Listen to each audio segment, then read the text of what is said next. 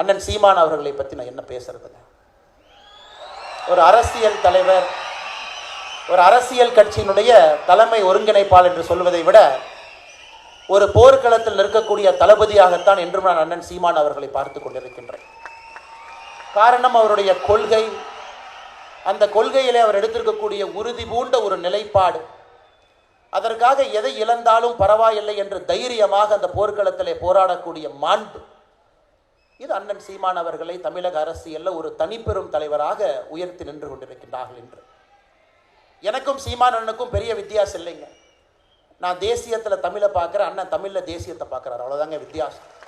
இருவருக்கும் ஒரு பெரிய வித்தியாசம் இல்லை. இருந்தும் எப்பொழுதும் அண்ணன் சீமான் அவர்களுக்காக தொடர்ந்து ஆதரவாக நான் குரல் கொடுத்து கொண்டிருப்பதற்கான காரணம், இன்னைக்கு அரசியல் களத்தில் பார்த்தீங்கன்னா அந்த நேர்மையும் நெஞ்சுறுதியும் குறைந்திருக்கிறது.